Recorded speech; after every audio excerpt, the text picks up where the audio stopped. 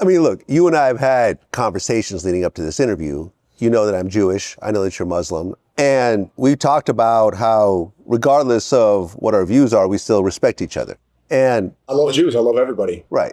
And I love Muslims. At the end of the day, I have very close Muslim friends. Shout out to BG Knockout. Shout out to Napoleon. A lot of different people.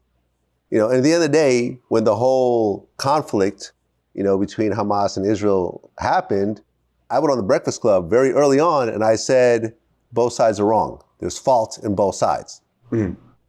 I didn't say just because I'm Jewish that Israel is in the right. And I'm not going to say that Hamas is in the wrong completely, because there's reasons why both parties did what they did. And I think it's fucked up for both people to do it. And I think very few Jewish people like to say that publicly. But at the end of the day, I think it's true. I don't think it's a genocide. I think it's a war. Okay. I think it's a war. But I think the way that Israel's handling it is poorly. Why is it not a genocide? I don't think it's a genocide. I don't think they're trying to kill everyone in that region. No? No. What do you I think they're trying to kill Hamas, and I think they're trying to get the hostages back. But the way they're doing 70,000 people? The way they're doing it is horrible. The way they're doing it is horrible. Just in the same way, and we talked about this, that if a whole bunch of people showed up at Rolling Loud and start spraying up the whole crowd and kidnapping people, young people who have nothing to do with the military, nothing to do with any wars, I think that would be fucked up. Once again, it didn't start on October 7th. No, it started earlier. 1948. Right, because Gaza was essentially an open-air prison that was blockaded out as soon as Hamas became the power structure, was voted in, however that was. Even though it got less than the majority vote. Hamas? Yeah, they still won the election without that. Exactly. So you're saying they stole the election? No, I'm saying the majority of Palestinians are saying, oh, this is their government. The majority didn't even vote. Right. Hamas. So that's a problem in and of itself. But there's two things. Is one, you can say that Israel had prior knowledge of October 7th, the way Charlie Kirk said that on PBD, which they removed everywhere, as a reason to justify the genocide. That's one point. The second point is that it doesn't start here, and to expect people who are in an open-air prison not to retaliate after years of seeing their families wiped out, of seeing their homes taken away from them, to expect them to just sit there and take it is ridiculous. I don't disagree with that. Okay. And this is someone who's been to Israel, who's been to Palestine, who sat down and had dinner with Palestinian families in the West Bank. Mm-hmm. So I understand both sides, and I respect both sides. And just because I was born a certain type of way, I'm not just going to take one side. And I really hope at some point that there really is some level of peace in that region, because my whole life, there has not been. Right. But we were, again, talking about this before the interview.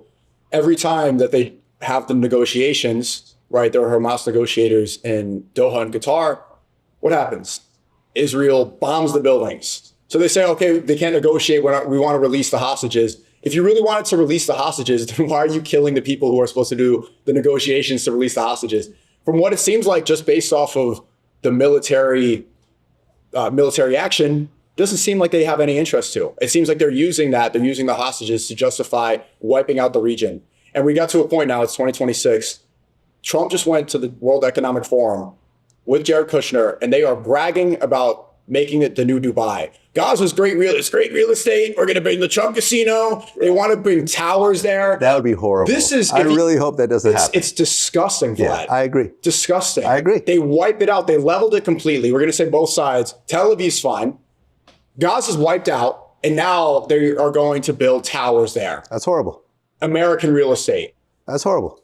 They don't care. They don't want the hostages. They don't care. The hostages are this is justification for them to wipe out the region and build casinos there. Well, do you know the reason behind terrorism, regardless of whether you're saying the UN terrorism definition is political assassinations. Right. I'm saying on both sides. You could call it terrorism on both sides, right? Do you know the reason behind a terrorist attack?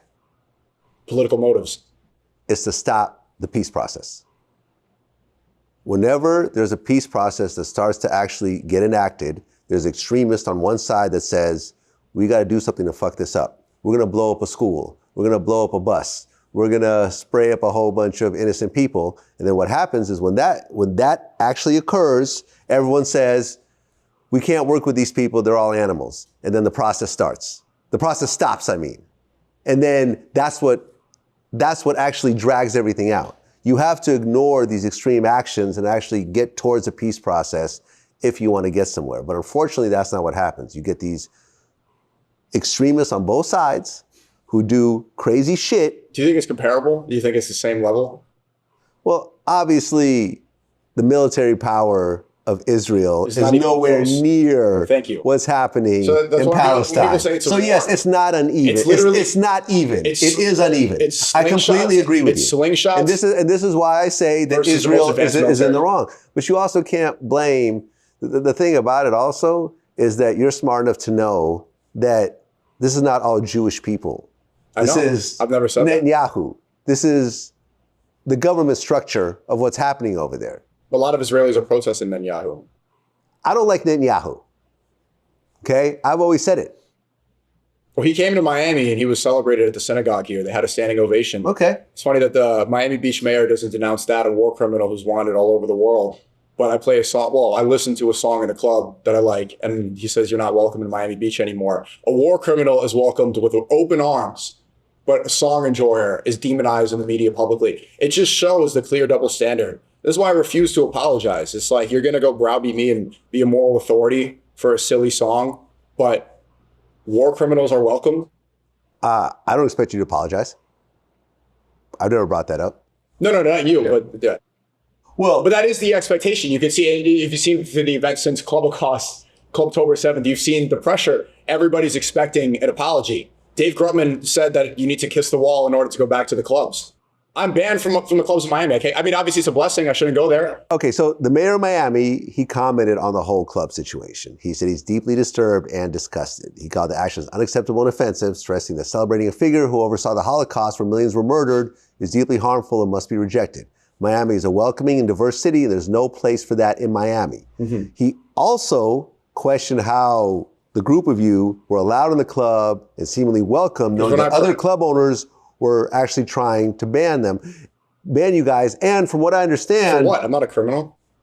I agree. I think you should be. The mayor's speaking about me like I'm a felon. Let me ask you a question, because the Vendome nightclub, they also issued an apology. They called the event deeply offensive and unacceptable. They fired some employees and banned you guys from future entry. But there were reports that the club owners were actually hanging out and were present in the club when that happened. Is that true? I'm not aware of that. Not aware? Yeah, I could say Have that. you heard this before, though? I have, but at the time I was just hanging out in the club. Okay. I wasn't there pulling the strings or setting it up. I didn't organize the section. I just showed up. Okay. I don't know the club owners. I don't know people there. So, from what I understand, you've tried to go to another club since then, and you were told restaurant. A restaurant? Yes.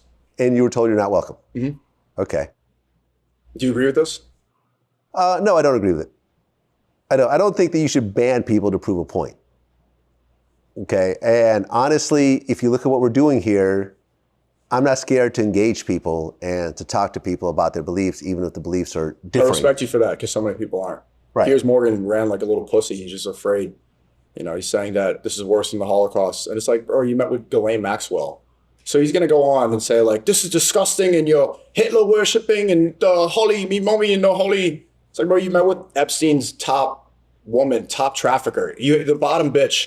You're pictured next to the bottom bitch of the operation that was an Israeli blackmail to get all the American politicians and billionaires to support Israel. And so you're going to say, like, you're offended by me? Man, I'm disgusted by you. You've used your platform to promote the Iraq war, which off stream, we talked about how that was all fraudulent, the weapons of mass destruction. Yeah. Afghanistan war was all. Piers Morgan pushed for this. And right now he's pushing for a war in Iran. I am offended that you want to get my country, you're from the UK, to go fight wars that are really all about Israel. This doesn't benefit us. This is what's disgusting. Well, no, not exactly. Not exactly, because, Israel is a huge military base for the U.S. Why? In the Middle East. How do they benefit us? Because now we have a big military presence in the Middle East. For what? To fight their wars? Well, to basically control the world the way the U.S. has been having. So who's in charge? I mean, the U.S. has the biggest military in the world, and the reason why the U.S. could do what it does is because of the military. But all the wars in the Middle East have been fraudulent, off of false pretense, have not benefited us. Cost us trillions. You don't think the U.S. has benefited from the Middle East? You How? don't think so? No. You don't think so much of that oil goes back to America?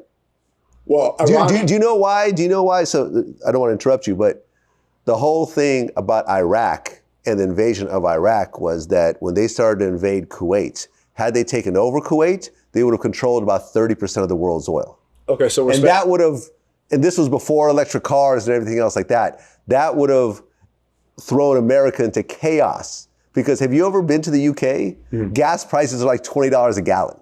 Yeah, I don't. It would have thrown the U.S. into financial chaos, and that's the reason why Do we you went think over there. millions of lives are worth oil? Absolutely not. Okay, but I'm telling you why they're doing it. Okay, so then war, you can't justify war with oil. You can't justify war for any reason, really. Exactly, especially oil. I am not disagreeing with you, but I'm telling you this is why America is still supporting Israel, and by having large military access. Who's really in charge?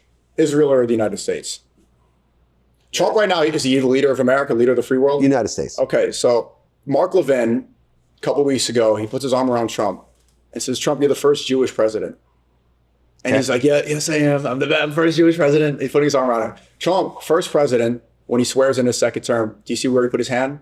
Not in the Bible. First president in history to do that. Really? Netanyahu came here five times to come and visit. He spends New Year's Eve with Trump. They put the Israeli flag next to him. Is Trump going to Israel with the United States flag next to Netanyahu and addressing the nation? Why is Netanyahu coming here and addressing our nation? Why is a foreign leader, even in our country, addressing us as if he's with us? He's not. This is a foreign country. People don't want to keep spending billions of dollars there. I mean, other presidents from other countries have come and addressed the U.S. You're saying that Netanyahu is the only foreign president that's addressed the U.S.? He's on the White House YouTube addressing the nation. Right, but you're saying that's the only foreign leader that has ever done that? On the YouTube channel of the White House, there's none other. That's the YouTube channel of the White House. I'm just talking about throughout history. I haven't seen any other leader address our nation. Address how you can fact check that now. I'm about to chat side by side with the flag like that. They'll have meetings, they'll shake hands. I don't know any other. No other country where they're going to kiss the wall. And every politician, Marco Rubio, these people put on the yarmulke to go kiss the wall. Is Netanyahu kissing the White House? I mean, a bunch of presidents, former leaders from the United Kingdom, Winston Churchill, Margaret Thatcher, Tony Blair, Theresa May, Rishi Sunak from France, Charles de Gaulle, Jacques Chirac, Nicolas Sarkozy, Emmanuel Macron. With the flag Israel, Japan, Canada, India, China, South Africa, Soviet Union, Russia, Mexico. Addressing our nation? At the White House, yes. With the flag addressing the I don't know about the flag people of the part. United States. I don't know about Even the flag last part. week, Trump addressed the nation and they have an Israeli flag next to the United States flag. And Netanyahu's not even there. They literally have the Israeli, there's no other nation that's on that. Do we have the United States flag and the Japan flag there for no reason? No. No. It's the one nation doing that. They're the ones really in control. All of our politicians are kissing their wall. All of our politicians are getting money from AIPAC. It's not the other way around. I disagree with that. But at the end of the day, this is both of our opinions. Okay. Right? I'm just telling you what's happening. It's your opinion, and I respect your opinion. Listen, I don't have a problem talking to someone that has differing opinions. Okay. And it's still remaining respectful. Like I said, remember when we were talking, you're like, this is going to be like a yelling match between me and Piers Morgan? I'm like, no, it's not going to be that. That's not how I get down. You can look at my whole catalog, and at the end of the day, I respect what you do. I'm actually in your home right now. The fact that you invited me into your home, I feel is a big deal. And this is why I respect what you do, and I've always respected what you do. And I reached out to you for the interview, and you hit me back and said, yo, let's do it. And here we are. I woke up late, by the way, to tell him, I work on Black. I told Vlad 3 p.m. and I slept in my alarm. All good.